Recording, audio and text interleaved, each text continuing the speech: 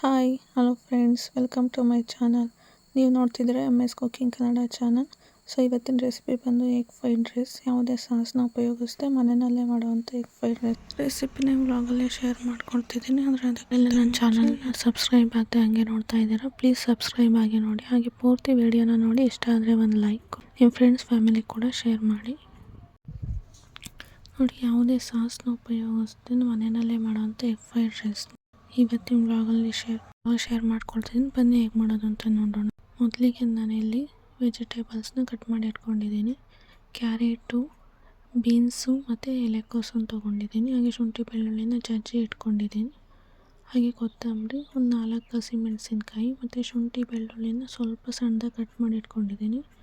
ಹಾಗೆ ಕರಿಬೇವಿಗೆ ಒಂದು ಈರುಳ್ಳಿನ ಉದ್ದುದ್ದ ಕಟ್ ಮಾಡಿ ಇಟ್ಕೊಂಡಿದ್ದೀನಿ.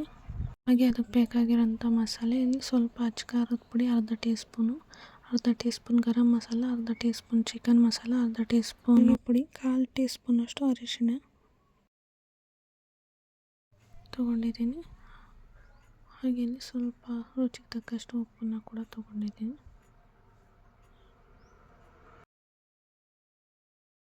ಹಾಗೆ ನಾನಿಲ್ಲಿ ರೈಸ್ ಕೂಡ ತೊಗೊಂಡಿದ್ದೀನಿ. ನೋಡಿ, ಇಷ್ಟು ರೈಸ್ ತೊಗೊಂಡಿದ್ದೀನಿ. ಹಾಗೆ 2 ಮೊಟ್ಟೆ ತೊಗೊಂಡಿದ್ದೀನಿ. ಈಗ ಮೊದಲಿಗೆ ಇಲ್ಲಿ ಸ್ಟವ್ನ ಹಚ್ಚಿ ಒಂದು ಪ್ಯಾನ್ನ ಇಟ್ಟು ಅದಕ್ಕೆ ಸ್ವಲ್ಪ ಎಣ್ಣೆನ ಹಾಕಿ ಮೊಟ್ಟೆ ಏನು ತೊಗೊಂಡಿದ್ವಲ್ಲ ಅದನ್ನು ಹೊಡೆದು ಹಾಕೋತಾ ಇದ್ದೀನಿ. 2 ಮೊಟ್ಟೆನೂ ಹೊಡೆದು ಹಾಕ್ಕೊಂಡು ಅದನ್ನು ಚೆನ್ನಾಗಿ ಫ್ರೈ ಮಾಡಿಕೊಂಡು ಅದಕ್ಕೆ ನಾವೇನು ಮಸಾಲೆ ತೊಗೊಂಡಿದ್ವಲ್ಲ ಆವಾಗ ಎಲ್ಲ ಪೌಡರ್ ಅದನ್ನೆಲ್ಲ ಮಿಕ್ಸ್ ಮಾಡಿಬಿಟ್ಟು 1 ಸ್ಪೂನಷ್ಟು ಮೊಟ್ಟೆಗೆ ಹಾಕೋಬೇಕು. ಈಗ ಮಾಡೋದ್ರಿಂದ ಮೊಟ್ಟೆಗೂ ಕೂಡ ಎಲ್ಲ ಮಸಾಲೆ ತಿನ್ನಬೇಕಾದ್ರೆ ಟೇಸ್ಟ್ ತುಂಬ ಚೆನ್ನಾಗಿರುತ್ತೆ.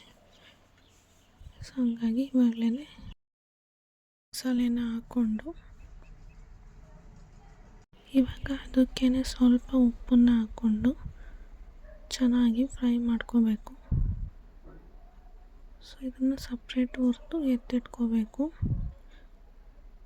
ನೋಡಿ, ಇವಾಗ ಆಗಿದೆ. ಇದನ್ನು ಎತ್ತಿಟ್ಟು ಮತ್ತೆ ಸ್ಟವ್ ಮೇಲೆ ಒಂದು ಎಣ್ಣೆ ಬಾಣಲೆನ ಇಟ್ಟು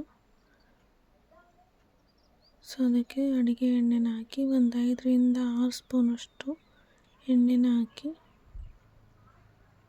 ಅದಕ್ಕೆ ಶುಂಠಿ ಬೆಳ್ಳುಳ್ಳಿ ಏನು ಕಟ್ ಮಾಡಿ ಇಟ್ಕೊಂಡಿದ್ವಲ್ಲ ಅದನ್ನು ಎಣ್ಣೆಗೆ ಹಾಕಿ ಚೆನ್ನಾಗಿ ಫ್ರೈ ಮಾಡ್ಕೋಬೇಕು. ಅದು ಫ್ರೈ ಆದಮೇಲೆ ಅದಕ್ಕೆ ಹಸಿಮೆಣಸಿನ್ಕಾಯಿ ಹಾಗೆ ಈರುಳ್ಳಿನೂ ಕೂಡ ಹಾಕ್ಕೊಂಡು ಚೆನ್ನಾಗಿ ಫ್ರೈ ಮಾಡ್ಕೋಬೇಕು.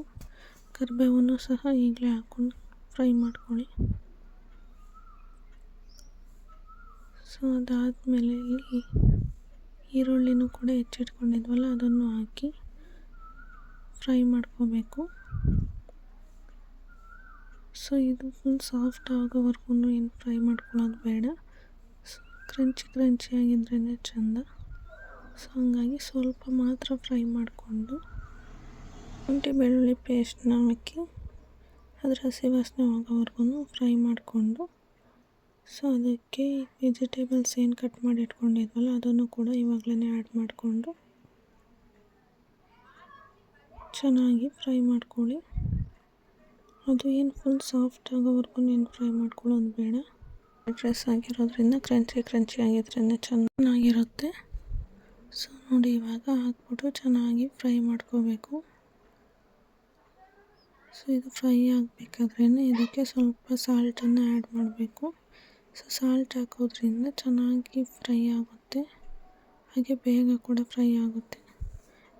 ತರಕಾರಿಗೂ ಕೂಡ ಉಪ್ಪೆಲ್ಲ ಚೆನ್ನಾಗಿ ಹಿಡಿದು ತಿನ್ನೋದಕ್ಕೂ ಚೆನ್ನಾಗಿರುತ್ತೆ.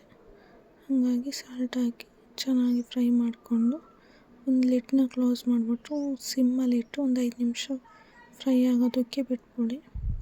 ನೋಡಿ, ಇವಾಗ ಫ್ರೈ ಆಗಿದೆ. ಈಗ ಆವಾಗಲೇ ಏನು ಮಸಾಲೆನ ನಾವು ಮಿಕ್ಸ್ ಮಾಡಿ ಇಟ್ಟಿದ್ವಲ್ಲ, ಮೊಟ್ಟೆಗೆ ಹಾಕಿದ್ವಲ್ಲ, ಅದೇ ಮಸಾಲೆನ ಇದಕ್ಕೂ ಕೂಡ 1 ಸ್ಪೂನಷ್ಟು ಆ್ಯಡ್ ಮಾಡಬೇಕು.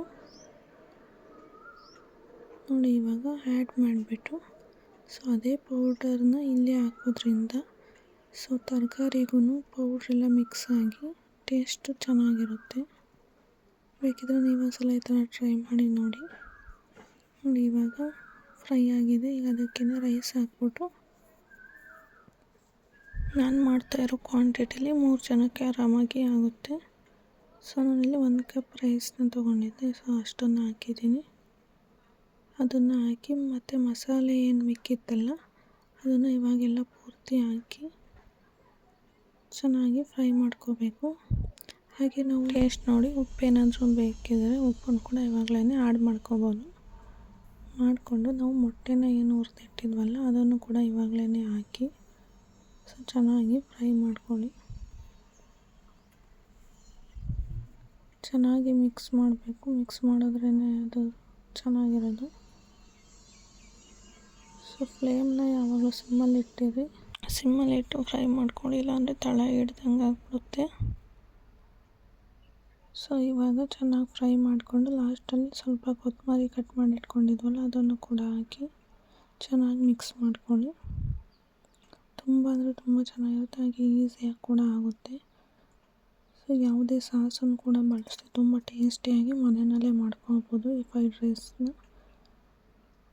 ಸೊ ನೀವು ಮೊಟ್ಟೆ ತಿನ್ನಲ್ಲ ಅಂದರೆ ಮೊಟ್ಟೆ ಹಾಕಲ್ಲ ಅಂದರೆ ಅದೇ ಫ್ರೈಡ್ ರೈಸ್ ಕೂಡ ಆಗುತ್ತೆ. ಈಗ ಫ್ರೈಡ್ ರೈಸ್ ಮಾಡಿದ್ರೆ ಟೇಸ್ಟ್ ಚೆನ್ನಾಗಿರುತ್ತೆ. ನೋಡಿ ಯಾವ ಥರ ಆಗಿದೆ ಅಂತ. ಟೇಸ್ಟ್ ಅಂತೂ ತುಂಬ ಚೆನ್ನಾಗಿತ್ತು. ನೀವು ಒಂದ್ಸಲ ಟ್ರೈ ಮಾಡಿ ನೋಡಿ. ಸೂಪರಾಗಿತ್ತು.